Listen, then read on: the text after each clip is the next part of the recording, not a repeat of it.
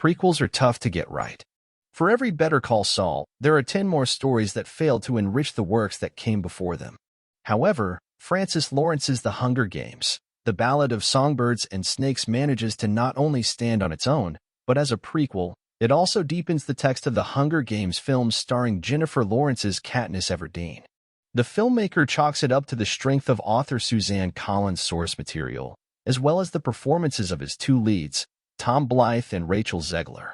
In one of the climactic scenes of the film, Blyth has to sell Coriolanus Snow's transformation that would later define Donald Sutherland's tyrannical version of the character. And Lawrence remains in awe of what the young actor accomplished with minimal dialogue. The forest sequence, my favorite sequence in the movie. It's where we really see Snow go through this series of emotions for the first time and descend into the darkness that we know will come with the philosophies of the later Snow, Lawrence tells The Hollywood Reporter. Tom's performance was amazing. So, to just watch him go through the fear of the snakebite and the anger of being betrayed to the grief of being left, darkness settles in, and he realizes, if I can't trust the last person on this earth that I thought I could trust, then Gaul must be right. From the song The Hanging Tree to a mocking curtsy, Zegler establishes the legend of Lucy Greybeard that would go on to influence Katniss many decades later. Rachel and I improvised the curtsy bow on the day, and it's one of those things that now informs us when Katniss does it, Lawrence says.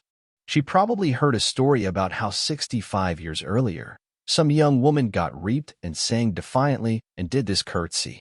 So Katniss is actually calling back to something from the past, as opposed to just making it up on her own. As long as Collins is able to provide a story outline at the very least, Lawrence would love to pick up where he left off in Songbirds and Snakes and make his fifth Hunger Games film. But for now, he's turning his attention to developing Constantine 2 with Keanu Reeves and screenwriter Akiva Goldsman. The triumvirate have been trying to launch a sequel to their 2005 superhero horror film for quite some time. The regime at DC changed, and they've got their plans. But luckily, we managed to wrangle some control and started working on some ideas for Constantine 2, which we're really excited about, Lawrence shares. It's still the very beginning, as the strike put it on hold for a little bit. So we're probably going to start getting back together after Thanksgiving and dig back in to try and crack it.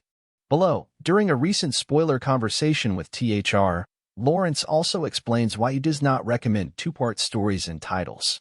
So I love that you left it all on the field this time and didn't split the Ballad of Songbirds and Snakes book. I'm happy I didn't split the book either. Laughs. A decade ago, do you think they would have had you turn the Peacekeeper section into its own movie? I don't know.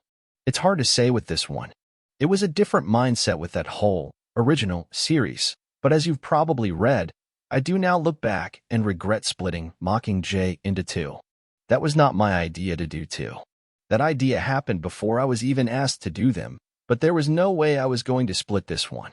Hollywood fell in love with two-part movies 10 years ago, but when the first part of the final Divergent story, Allegiant, didn't do well at the box office, everybody started abandoning that approach. However, in the last couple years, Part 1s and 2s have started to return again, at least until a few weeks ago when Mission Impossible 8 decided to drop its Part 2 title. So it's like the film industry is relearning the same lesson it learned a decade ago. Do you ultimately advise against two-part titles?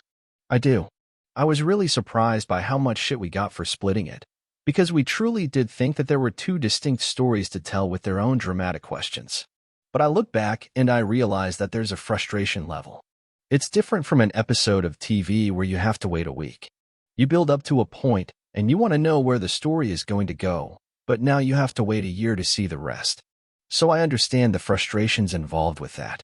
Francis Lawrence Hunger Games Songbirds Snakes. Honor Gillies as Barb Azure, Constantine Taffet as Clerk Carmine, and Rachel Zegler as Lucy Greybeard in The Hunger Games, The Ballad of Songbirds and Snakes. Murray Close. I saw photos of Rachel Zegler and Jennifer Lawrence at a fashion show not too long ago, and it got me thinking about torch passing. While part of me thinks that it isn't Jennifer's style, did you ever ask her if she'd give Rachel a word of encouragement or pass the torch in some way?